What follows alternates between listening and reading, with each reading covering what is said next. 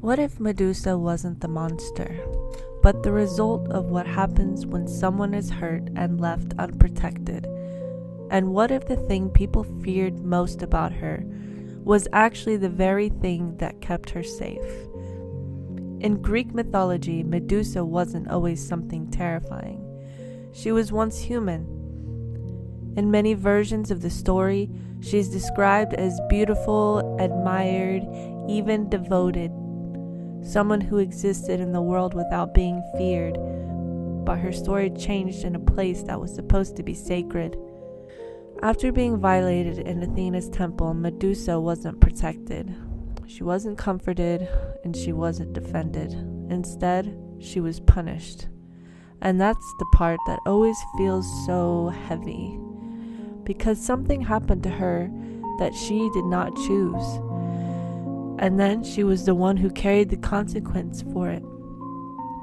She was transformed into something unrecognizable, snakes for hair, a gaze that turns anyone who looks at her to stone.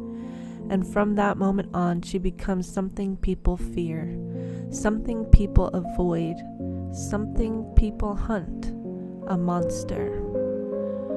But when you sit with that story a little longer, it starts to feel different. Because what if that transformation wasn't just a punishment?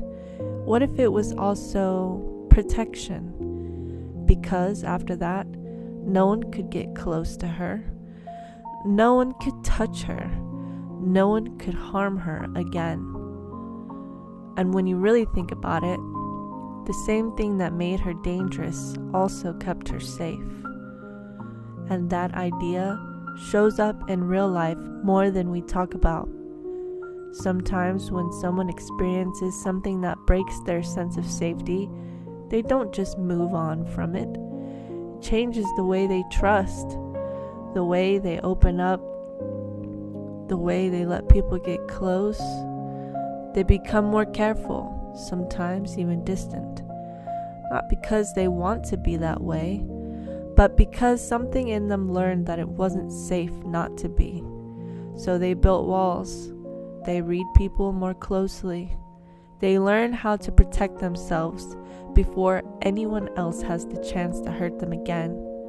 And in a way, it's like turning people to stone before they can get too close, before it has a chance to become something painful. And I think a lot of people carry a version of this.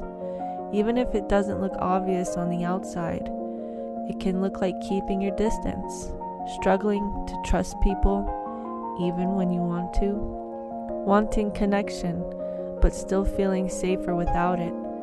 It can feel like you're always a little guarded, always holding something back, always waiting for something to go wrong, and sometimes you don't even realize you're doing it. It just becomes the way you exist after being hurt, the way you protect yourself, because at some point, that protection was necessary. At some point, it made sense. But the thing about protection like that is that it can start to keep out the very things you actually need: connection, closeness, understanding, and learning to trust again after being hurt. It isn't about suddenly tearing down those walls. It's not about forcing yourself to be open or pretending you're not afraid. It's about slowly, carefully, learning that not everyone is going to hurt you the way you were hurt before. It's about giving yourself permission to feel safe in small moments, to open up a little at a time, to choose who you let in instead of shutting everyone out. Because you're allowed to protect yourself, but you're also allowed to heal. You're allowed to move from survival into something softer, something more connected.